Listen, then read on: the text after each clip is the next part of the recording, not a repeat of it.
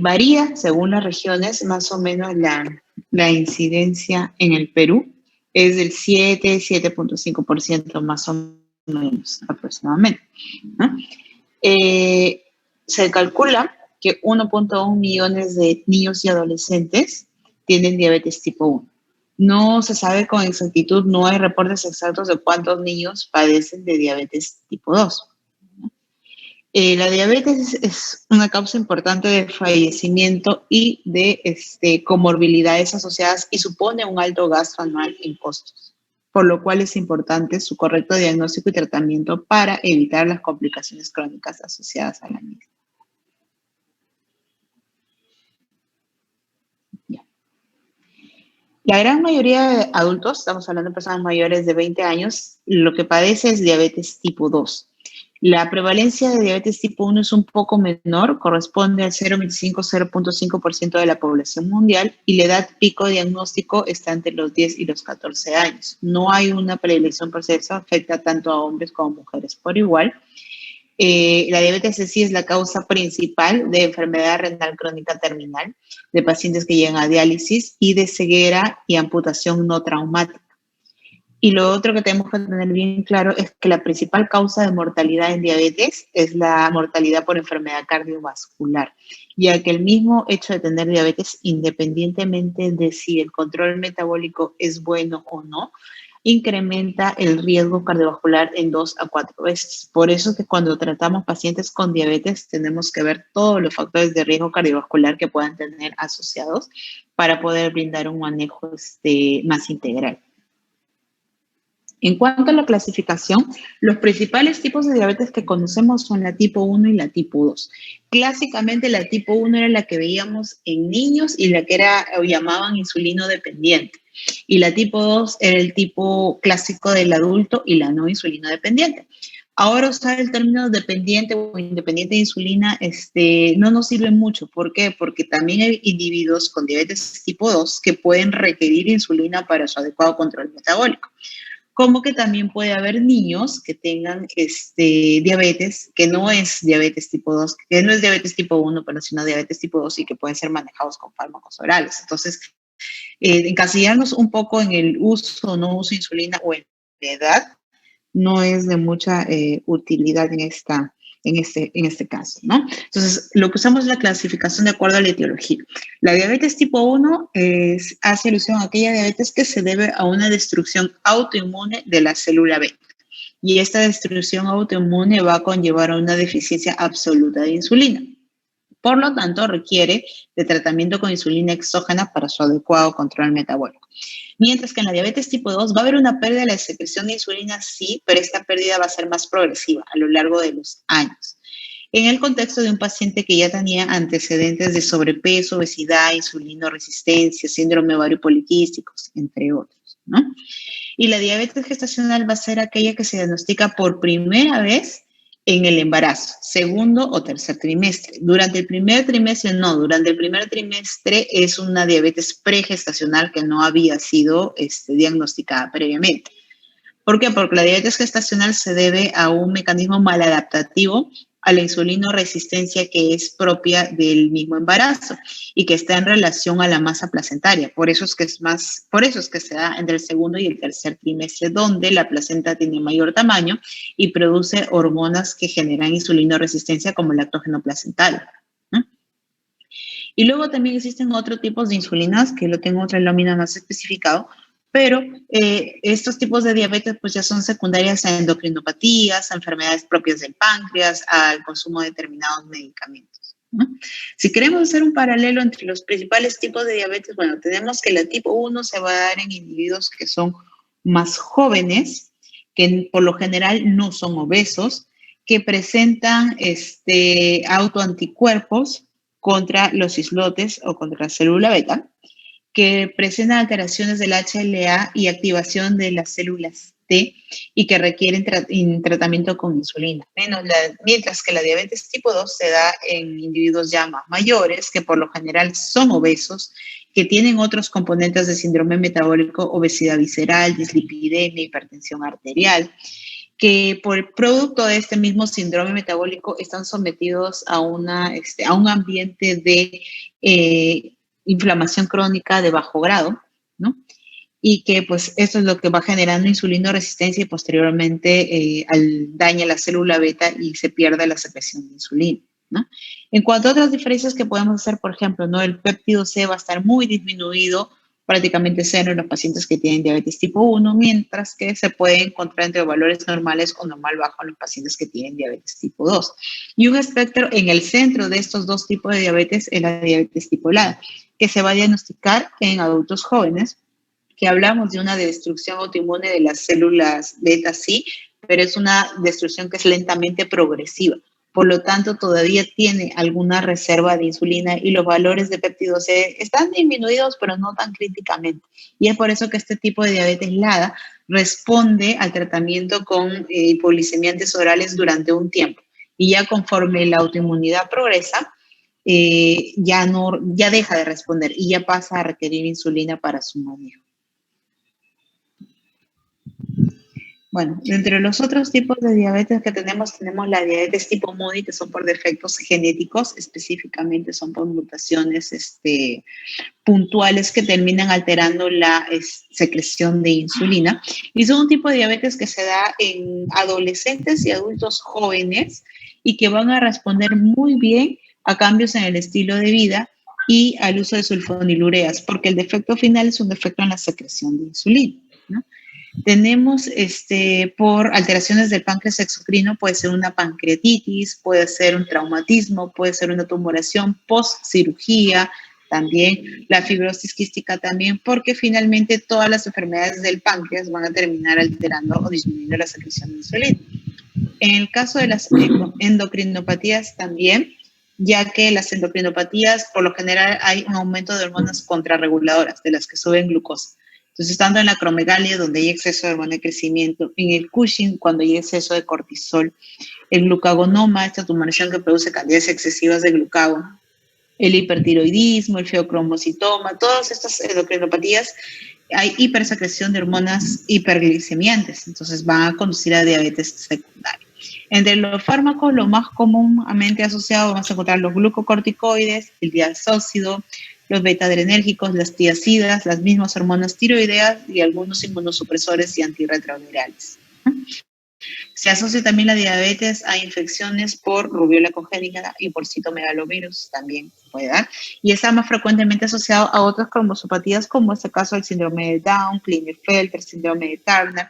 Es por eso que estos pacientes deben ser sometidos a screening de diabetes a lo largo de la vida. Entre los factores de riesgo, estos factores de riesgo estamos hablando de diabetes tipo 2, está la adiposidad, el sobrepeso, obesidad, índice de masa más de 25, un perímetro de cintura mayor a 80 en mujeres y mayor a 90 en hombres, ¿no? Los antecedentes familiares primer y segundo grado de diabetes, puede ser los padres, los tíos, los abuelitos, los antecedentes de macrosomía fetal o de diabetes gestacional, el antecedente de síndrome ovario poliquístico, la presencia de acantosis nigricans, la presencia de enfermedad cardiovascular establecida, de enfermedad isquémica coronaria, ¿no? O la demostración de aterosclerosis en cualquier otra parte, la hipertensión arterial, el tener triglicéridos más de 150 o colesterol HDL menos de 40 también.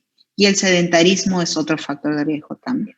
Entonces, el screening de diabetes debe hacerse en todas las personas que están asintomáticas, ¿ya? Cada 3 años, a partir de los 45, o más frecuentes si es que presentan cualquiera de esos factores de riesgo que les acabo de mencionar. Es importante porque la gran mayoría de pacientes con diabetes se encuentra asintomático y cuando se diagnostica, por lo general ya tiene muchos años de enfermedad en la cual ha desconocido pues, que tenía diabetes, y estos años de enfermedad puede haber conllevado la aparición ya o el desarrollo de complicaciones microvasculares. Por eso es importante realizar el diagnóstico, porque la diabetes puede estar presente inclusive hasta 10 años previo al diagnóstico, ¿no? Y es posible que las complicaciones ya estén establecidas al momento que se diagnostica. Y por otro lado, si es que los diagnosticamos oportunamente, tempranamente, vamos a evitar la aparición o progresión de estas complicaciones microvasculares. En el caso de la diabetes tipo 1, Pese a que se conocen que hay marcadores inmunológicos relacionados a la misma, no se hace de manera sistemática un screening de diabetes tipo 1, ni se dosa tampoco anticuerpos de manera sistemática, porque no existe todavía un tratamiento eficaz que pueda frenar o evitar el desarrollo de diabetes tipo 1. Bueno, acá lo que tenía es un cuadrito de los diferentes perímetros de cintura porque varían de acuerdo a la población, ¿no? En el caso de nosotros, América del Sur, pues el punto de corte es más de 90 en hombres y más de 80 en mujeres para definir obesidad visceral. En otras bibliografías va a encontrar más de 94, más de 90 o más de 102, más de 88. En realidad estos puntos de corte son poblacionales y no aplican para nuestra población. Nosotros nos guiamos por las cifras que les acababa de mencionar. Bueno, para el diagnóstico hay dos escenarios. Uno, el escenario del paciente que tiene los síntomas clásicos de diabetes, creo que lo tengo, bueno, que es polidipsia, poliuria, pérdida de peso, fatiga, visión borrosa, y otro es el paciente que está totalmente asintomático. Entonces, si el paciente tiene sintomatología, tiene los síntomas cardinales de diabetes, y yo le tomo una glucosa al azar en cualquier momento del día, y esta glucosa al azar es mayor a 200, el paciente tiene diagnóstico y no requiere confirmación. Con una sola medida más de 200 y toda la sintomatología clásica de diabetes, ya el diagnóstico está bastante claro y no necesita más estudio. En los pacientes que están asintomáticos, sí requiere 2 pruebas positivas, ya sea una glicemia en ayunas mayor a 126, una glicemia 2 horas post sobrecarga oral de glucosa mayor a 200 o una hemoglobina glicosilada más de 6.5. Con 2 pruebas positivas se confirma el diagnóstico. Si es que solamente tengo una positiva y una negativa, pues se observa y se le hace seguimiento al paciente, ¿no? Entonces, más o menos lo tenemos aquí, ¿ya? En el caso de que el paciente tenga valores que están entre, por ejemplo, en ayunas, entre 100 y 125, se le llama glucosa alterada en ayunas. Y si tiene los valores post-carga entre 140 y 199, se le llama intolerancia a la glucosa. Y esos corresponden a estadios de prediabetes, que pueden, como vemos la flechita roja, progresar hacia diabetes, como podría también darse el caso de que van a regresionar, ¿no? Eso dependiendo de la intervención que uno tenga, sobre todo en los cambios en el estilo de vida. En el caso de la diabetes tipo 1, bueno, ellos sí progresan de manera invariable desde la tolerancia normal a la glucosa hasta la prediabetes y posteriormente la diabetes insulino dependiente, ¿no? En el caso de la hemoglobina glicosilada, vamos a ver que hay sociedades que sí lo toman como criterio diagnóstico el valor mayor a 6.5, ¿no? Mientras hay otras bibliografías que no. ¿Por qué? Porque la hemoglobina glicosilada, si bien es cierto, es un promedio de la glicemia de los últimos 3 meses, no requiere ayuno, no es tan tedioso como hacer una tolerancia a la glucosa, sí tiene sus ciertas limitaciones. Y entre las limitaciones está el tiempo de vida media de los eritrocitos. Entonces, cualquier circunstancia que altere el tiempo de vida media de los eritrocitos va a terminar ocasionando falsos positivos o falsos negativos en la hemoglobina glicosilada. Y estas situaciones, ¿dónde lo vemos? Cuando hay anemia, anemia por pérdida, anemias hemolíticas, cuando hay embarazo por la anemia fisiológica del embarazo, cuando hay deficiencia de hierro, cuando se están tomando suplementos vitamínicos, hay hemoglobinopatías, hay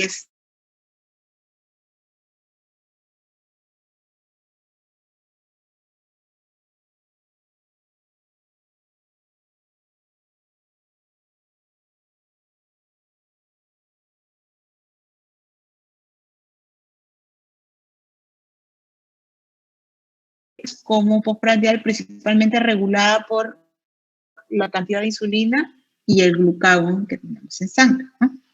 Entonces, cuando estamos en situaciones de ayuno, que es, por ejemplo, toda la madrugada o las horas que pasan entre el desayuno y el almuerzo, va a disminuir, lo normal es que disminuya las cantidades de insulina y que empiece a haber producción hepática de glucosa, o sea, gluconeogénesis y glucogenólisis, que se rompan los depósitos de glucógeno hepático y eso mantenga nuestros valores de glucosa constantes en los periodos de ayuno. Y en las etapas postprandiales, que es ya cuando después de comemos, pues producto del alimento viene un incremento de glucosa en sangre Y este incremento de glucosa en sangre, producto del alimento que acabamos de ingerir, va a conllevar a que aumente la secreción de insulina, y esta secreción de insulina va a hacer que el músculo capte más glucosa, se incremente el transporte, y esa glucosa pues lo transforme en glucógeno y lo almacene para más tarde. El hígado también, ¿no? Sintetiza más glucógeno y se frene la gluconeogénesis. El hígado ya no debe seguir produciendo más glucosa. Y en el tejido adiposo se va a suprimir la lipólisis y se va a promover la lipogénesis, ¿no? Eso es en el caso de la post-ingesta. En lo que es ya hablando de fisiopatología de diabetes tipo 1 y tipo 2, bueno, la tipo 1 se da cuando un proceso autoinmunitario va a destruir selectivamente las células beta pancreáticas. Eso se va a dar en individuos que están genéticamente predispuestos al mismo por acción de un estímulo desencadenante. Se propone que puede ser una exposición a un virus como el Coxsackie, como la rubiola. Incluso se habla de que la exposición temprana a la leche de vaca puede ser el factor desencadenante, ¿no? Y luego ya viene se viene la formación de anticuerpos frente a las células de los islotes pancreáticos, ¿no? Y eso que va a conllevar a una insulinitis, o sea, los islotes se van a infiltrar por células B y luego esas células B van a ocasionar la destrucción de los mismos, ¿no? Los anticuerpos que son mayormente asociados a la fisiopatología de la diabetes tipo 1 va a ser el anticuerpo antiácido glutámico descarboxilasa, más conocido como GAT65, el antitirosin fosfatasa A2 y A2 beta, los anticuerpos antiinsulina y los contra el transportador de zinc. El que más frecuentemente lo encontramos positivo tanto en niños como en adultos al momento del diagnóstico es el GAT65, ¿no? Y tenemos que tener en cuenta también que estos anticuerpos con el paso de los años van a negativizar. En los primeros años de enfermedad sí los encontramos positivos, pero ya en tiempo de enfermedad de 10 años a más o incluso de 5 años a más ya se le encuentran negativos. Si al momento del diagnóstico de la diabetes tipo 1 no encontramos presencia de anticuerpos, o sea, están negativos desde el diagnóstico, se trata de una diabetes tipo 1 idiopática, porque en realidad hay diabetes tipo 1A, tipo 1B. Estos pacientes, como tienen un proceso autoinmune de fondo, tienen una frecuencia incrementada de padecer enfermedades autoinmunes como la autoinmunidad tiroidea, puede ser una tiroiditis de Hashimoto que le ocasiona hipotiroidismo o una enfermedad de Graves. Tienen mayor riesgo de tener insuficiencia suprarrenal autoinmune, que es la enfermedad de Addison, insuficiencia suprarrenal primaria, ¿no? Tienen mayor riesgo de anemia perniciosa, tienen mayor riesgo de enfermedad celíaca, vitíligo, alopecia, hepatitis autoinmune. O sea, alteraciones autoinmunes tanto endocrinas como no endocrinas se pueden asociar. Ya. Creo que se me pasó una. Por lo tanto, debe hacerse screening de este tipo de enfermedades a lo largo de la vida, ¿no? Se hace screening anuales, tanto de enfermedad tiroidea como de anemia perniciosa, que son las dos asociaciones más frecuentes que estos pacientes puedan tener. En cuanto a la fisiopatología de la diabetes tipo 2, tenemos básicamente dos cosas. Son varios los mecanismos que están relacionados, ¿no? Pero básicamente tenemos insulinoresistencia y disminución de la secreción de insulina. En cuanto a la insulina resistencia, hablamos que está presente y se refiere a una respuesta inadecuada de los tejidos, principalmente muscular, hepático y adiposo, a la acción de los valores normales de insulina, ¿no? Usualmente producto de una predisposición genética y a la obesidad, a los malos hábitos alimenticios y al sedentarismo. Entonces, esta insulinoresistencia va a conllevar a que haya una alteración en la utilización periférica de la glucosa y un mayor aumento de la producción hepática de glucosa, ¿no? Y esto se puede dar durante muchos años previo a la aparición de la diabetes tipo 2, ¿no? Incluso desde la infancia ya hay insulinoresistencia, cuando estos niños padecen de sobrepeso, obesidad, cuando hay alta ingesta de productos que contienen altas cantidades de fructosa, los productos industrializados o las golosinas, mejor dicho, ¿no? Entonces, en este estado de insulinoresistencia, el músculo capta menos, hay una disminución del transporte de glucosa hasta el interior de la fibra muscular y una menor síntesis de glucógeno intramuscular. El hígado no suprime su gluconeogénesis, sino que sigue produciendo glucosa de nuevo, pese a que ya tenemos valores incrementados en sangre, ¿ya? Y también el transporte de glucosa en el tejido adiposo también se va a encontrar alterado y la lipólisis no va a verse suprimida, ¿no? Por lo tanto, estamos en el estado de insulinoresistencia sometidos a una hiperglicemia relativa y a un incremento de ácidos grasos circulantes, lo cual conlleva o contribuye también a la inflamación crónica de bajo grado.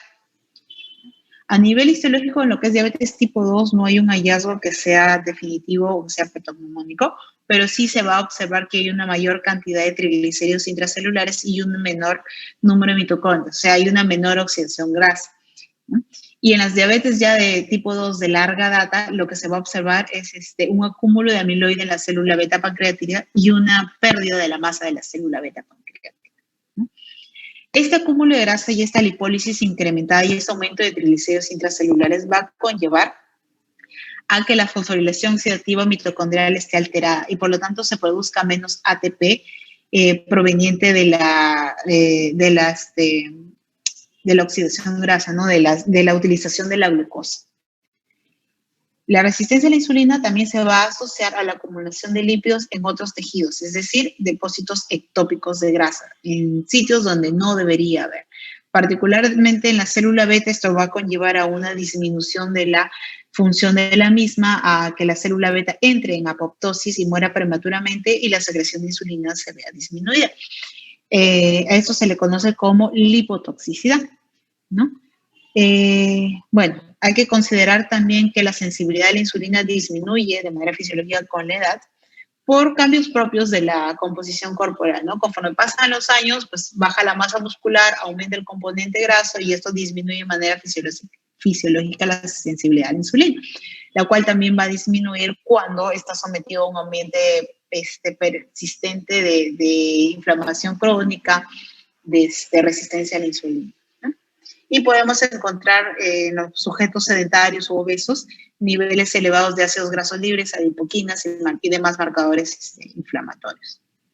Lo que tengo acá es un gráfico de lo que es la historia natural de la enfermedad. Entonces, el punto cero es cuando ya se diagnostica la diabetes, pero para diagnosticar diabetes, años antes, el paciente ha tenido insulinoresistencia. En un primer momento ha tenido hiperinsulinismo compensatorio. Y posteriormente hiperinsulinismo compensatorio no ha podido seguir manteniéndose a lo largo del tiempo porque esa célula beta que está sometida a inflamación, a lipotoxicidad, entra en apoptosis y la secreción de insulina se viene abajo. Entonces, cuando la secreción de insulina y la función de la célula beta cae a un nivel crítico, los valores de glicemia empiezan a aumentar. Primero la glucosa postprandial y posteriormente la glucosa en ayuno. Entonces, para el momento que ya se hace el diagnóstico, ya hay una disminución considerable de la función de la célula beta. Y ya hay una inflamación crónica que se ha venido dando desde mucho antes. Por eso es que la enfermedad macrovascular se da desde antes del diagnóstico de la diabetes, ¿no? Mientras que la microvascular no, la microvascular ya se da en relación directa al grado de hiperglicemia que van presentando, ¿no?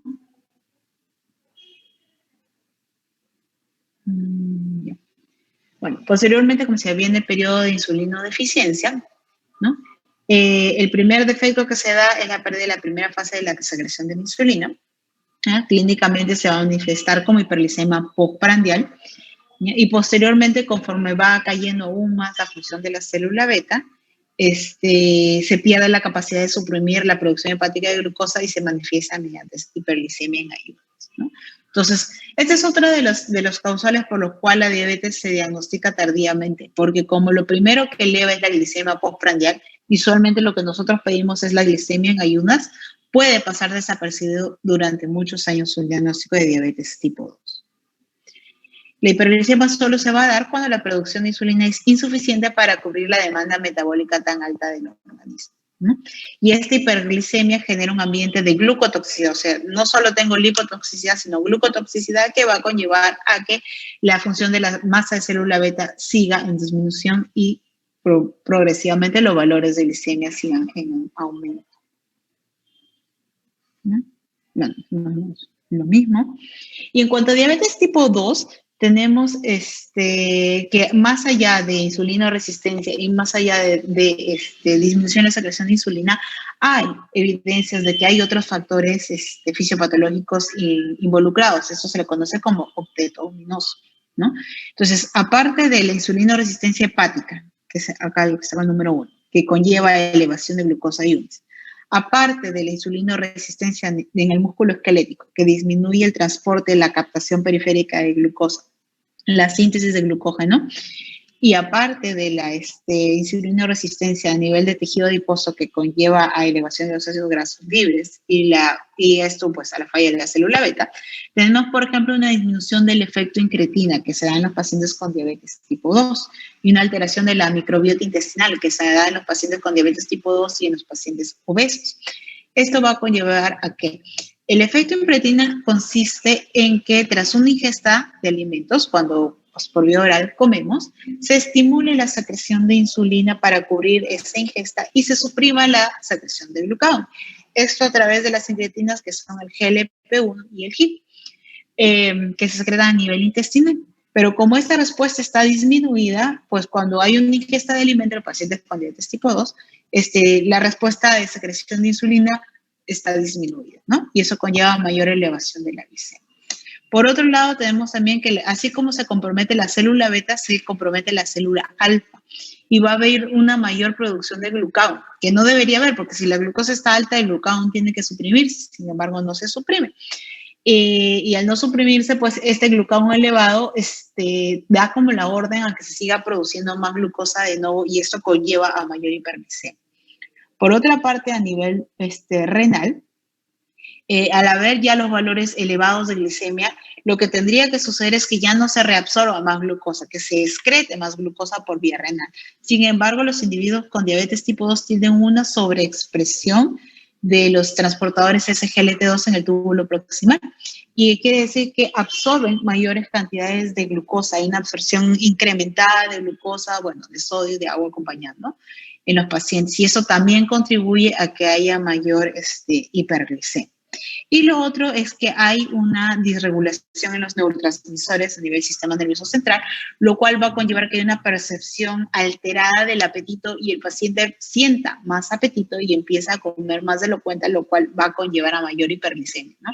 Entonces se van sumando una serie de mecanismos que todos en conjunto van a conllevar a la presencia de hiperglicemia.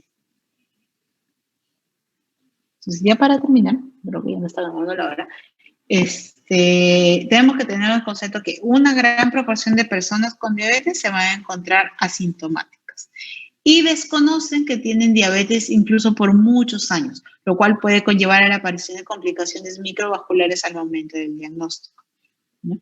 El aumento de la demanda de la insulina asociado a un incremento, por la resistencia a la insulina y a una producción hepática aumentada de insulina son los elementos claves en la fisiopatología de la diabetes tipo 2. La resistencia a la insulina es la característica principal de la diabetes tipo 2 y también, como ya hemos visto, no solamente está alterado el metabolismo de los carbohidratos, sino también el metabolismo de los lípidos. Y en la fisiopatología de la diabetes tipo 2 están implicados otros mecanismos como son la lipólisis incrementada, la disminución del efecto incretina, el incremento del glucagón, el incremento de la absorción renal de glucosa, la disfunción de los neurotransmisores, entre otros, ¿no? Es importante que conozcamos todo eso porque nos permite conocer más adelante los mecanismos de acción de los diferentes hipoglicemiantes orales con los que contamos. Y al conocer bien la fisiopatología, pues nos permite brindar un adecuado tratamiento y esto nos va a permitir evitar la progresión de la enfermedad o la aparición de complicaciones micro y macrovasculares. Y bueno, creo que eso sería todo por el tema.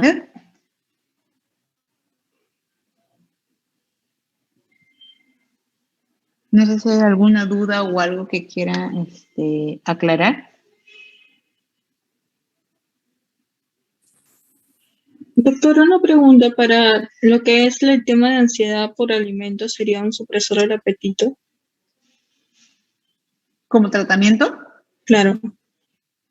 Sí, funciona bien. Lo que pasa es que al bajar de peso, o sea, lo que queremos en diabetes es que el paciente pierda peso, porque esto va a conllevar a que disminuya su resistencia a la insulina y haya una utilización más eficiente de la misma. Entonces, si el paciente pues tiene un tema de exceso de ingesta por ansiedad, los fármacos que suprimen apetito sí pues nos ayudan bastante, ¿no? Porque el paciente pues obviamente va a comer menos, va a controlar sus porciones, va a poder bajar de peso y ahí su control metabólico se va a ver, se va a ver mejorado, ¿no?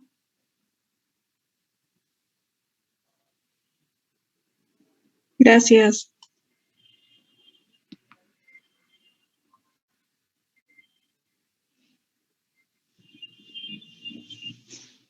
¿Alguna otra duda?